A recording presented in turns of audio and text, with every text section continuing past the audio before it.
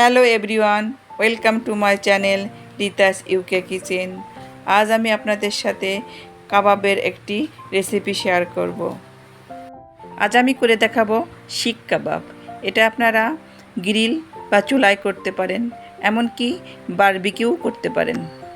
শিক কাবাব তৈরির জন্য নিয়ে নিয়েছি চিকেনের 250 গ্রাম কিমা এবং মাটনের 250 গ্রাম কিমা। আমি এই কিমা বাজার থেকে কিনে নিয়েছি। আপনারা এটা বাড়িতেও তৈরি করে নিতে পারেন চপারের মাধ্যমে।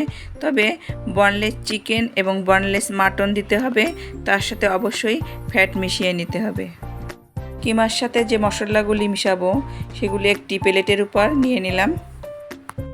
এখানে আমি নিয়েছি 1 cup chop onion, 2 teaspoon chop garlic, 2 teaspoon chop green chilli এবং 2 টিস্পুন চপ গার্লিক। এগুলি খুব মিহি করে চপ করে নিতে হবে।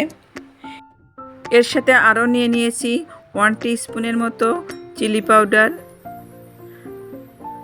1 টিস্পুনের মতো ধনিয়া পাউডার, গরম মশলা 1/2 টিস্পুন, জিরা বাটা 1 টিস্পুন, স্বাদ মতো লবণ। আপনারা এখানে জিরা বাটার পরিবর্তে জিরার গুঁড়াও ব্যবহার করতে পারেন। এবার সব মশলাগুলি আমি কিমার সাথে মিশিয়ে নেব।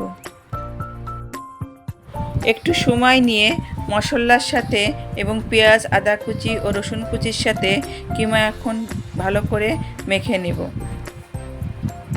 এই কাজটি একটু সময় নিয়ে করতে হবে।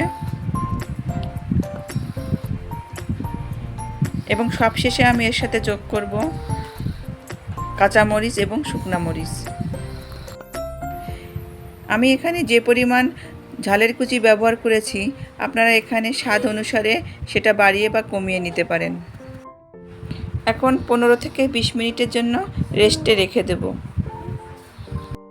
তারপর 20 মিনিট পর কিমা থেকে কিছু অংশ হাতে নিয়ে বাম্বু স্কোয়ারের সাথে চেপে চেপে শিক কাবাবের শেপ দিলাম। শিক কাবাবে আমি এখানে প্লেন শেপই দিয়েছি, কারণ আমি এটা গ্রিল করব, এমনিতেই এর উপর মার্ক চলে আসবে। যারা চুলায় তৈরি করতে চান তারা হাত পরিষ্কার করে ধুয়ে এর উপর আঙুলের শেপ দিয়ে নিতে পারেন। আমি শিক কাবাবগুলো এইভাবে শেপ দিয়ে নিয়েছি। তারপর গ্রিল 160 ডিগ্রি সেলসিয়াসে প্রিহিট করে 6 মিনিটের মতো গ্রিল করে নেব।